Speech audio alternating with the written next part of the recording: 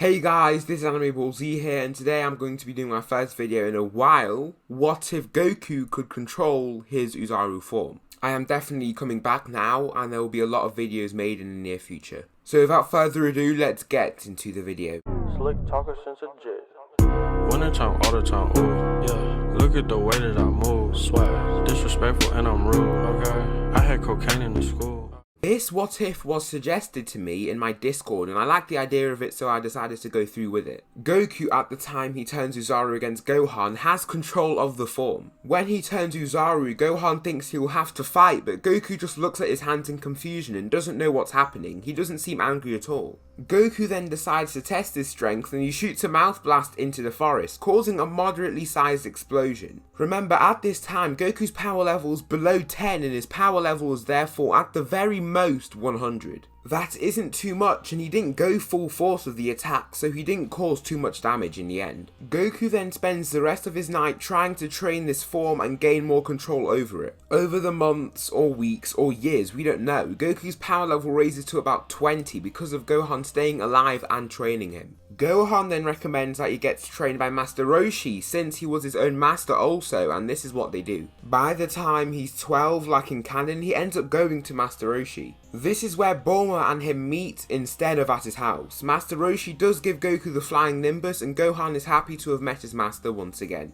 Goku decides that he wants to go with Bulma to find the Dragon Balls and then train. Grandpa Gohan agrees because they have all the time in the world. He just says for him to be safe and use the full moon if they're in danger. Let's get to the time of Pilaf, when they're caught in the glass roofed room. Goku sees there's a full moon out and says, "Everyone, move back. I'll transform into a big monster and get us out of here." Yamcha says, "You can do that?" Goku nods and turns and looks at the moon. He transforms into the Oozaru and breaks the glass. He kicks a hole in the wall and says, "Go!" They all go, then Goku leaps out of the building. Bulma drops the capsule, then they get in the plane and Goku jumps after them. In the morning after that, Yamcha says, "Since when were you able to do that?" Goku says, "For years now. I just learned more control over the years and now it just feels like another me." They depart to go on their separate journeys and Goku returns for Master Roshi's training on the Flying Nimbus. Goku, by the end of the training, is stronger than in canon. Goku's increase in power is 20% more than in the series and therefore makes his Oozaru form much stronger. Gohan decides to join in the tournament too, just to have fun really. For the tournament saga, they all get through the preliminaries, and Jackie Chun is still a thing in this what if, but we'll just call him Master Roshi to keep things easy. Except that Ranfan was eliminated in the preliminaries. The only matches of changes in the quarterfinals are Nam vs Gohan and Goku vs Jiran. Sorry if I pronounce his name wrong, I don't know what it is. Is it Jiran, Giran? Tell me in the comments. Gohan doesn't do the mind reading that Master Roshi does, but he does notice the determination in his face. Gohan rushes at him and knees him in the stomach, then flip kicks him into the air. This is a perfect chance for Nam to use his Heavenly Cross technique. The whole crowd is in awe of his speed, but Gohan isn't too fazed by it. Gohan manages to perfectly coordinate a kick to his face, and this sends him flying right next to the edge of the ring, almost kicking him out. Nam just about manages to stay in the ring, then he focuses by closing his eyes and concentrating. Nam runs right to Gohan and throws several punches and kicks, but nothing seems to hit him. Gohan catches his punch and says, "You are strong, young one, but not strong enough." He throws a powerful punch that sends Nam flying across the ring, and he tries to stay on the ring, but he falls off and loses.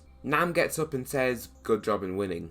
Gohan says, "You did very well, don't feel too bad about it." Master Roshi then gives Nam what he wanted with all of the water and the Hoi Poi capsules for his village. Now let's get into Goku versus Giran or Jiran. Goku is slightly more mature in this series and he wants this fight to end quickly. He zooms right at Jiran and double drop kicks him in the stomach. Goku flips back to secure his defense. This attack deals heavy damage to Giran. Giran coughs blood and drops to one knee. Goku then runs full speed to finish off the fight. Giran then uses his merry-go-round gum on Goku. Because of his higher level of strength, he gets out of the gum easier and this leaves Giran shocked. Goku zooms at speeds the crowd can't see and he punches him off of the ring. Giran can fly though, so he stops himself from touching out of bounds. Goku then leaps at him and kicks him down to the ground, winning the match. The first semi-finals match between Master Roshi and Krillin goes the same, but the match between Gohan and Goku is a heated one. everyone. Goku knows he has to save the Oozaru form for the finals because he can't change back until the full moon's gone, so he decides to just go full power in this match. Goku doesn't waste any time and quickly runs right at him. Gohan gets hit by the first punch and is astonished by his strength. Goku quickly follows with several quick-paced attacks, and Gohan manages to block most of the attacks but gets hit by some. Gohan kicks Goku back and he flips back on his feet. Gohan then goes on the offensive, but Goku is able to keep up with his attacks and block and dodge all of them. Goku throws a gut punch and it lands, and he jump kicks Gohan off of his feet. Gohan falls to the ground but quickly gets back up and begins to charge Master Roshi's Kamehameha wave.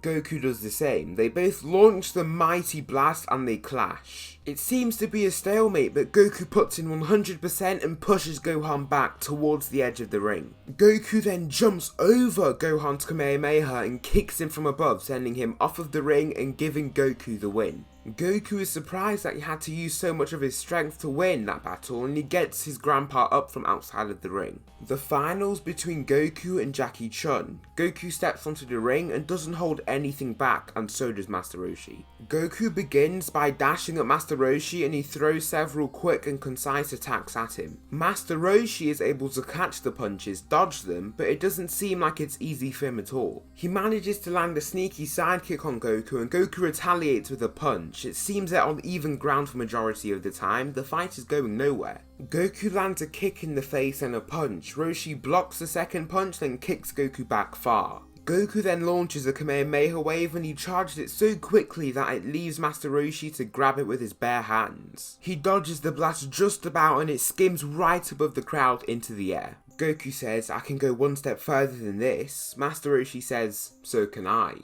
The crowd gets pumped up and Master Roshi powers up into his buff mode and Goku transforms into the Oozaru. As you can see, Master Roshi is far outmatched now, and Goku isn't even willing to hold back since he doesn't know how strong his buff mode is. Master Roshi leaps at Goku, but Goku punches him right down onto the ground, cracking the floor. Goku slams the ground, but Master Roshi is just able to dodge the attack by leaping into the air. He is already heavily injured from that one attack, so he decides to charge the full power Kamehameha at the moon since he believes that is the core ingredient to his transformation. He destroys the moon by using the blast, and Goku is reverted to his base. Goku gets rushed by Master Roshi when he isn't paying too much attention, and he gets hit right out of bounds and slams into the floor. This deems Master Roshi as the winner of the 21st Tenkaichi Budokai, just like in canon. For the Red Ribbon Army saga, it goes pretty much the same since Goku isn't able to use the Oozaru throughout the saga. For the Fortune Teller Baba saga, Gohan is swapped with another fighter since Gohan is still alive, and Goku is able to take that person down. By the way, Gohan isn't really doing too much right now since he is weaker than Goku. He just lets Goku go and do what he wants most of the time. He also has friends with him, so he thinks he should just let them go and do whatever while he just stays at home. So that will conclude the first part of what if Goku could control his Oozaru form. I hope you guys enjoyed this video. There will be no like goal, I'll just see how good this video does. There will be a My Hero Academia what if coming soon, just wait for that. I've got that scripted, so I'll just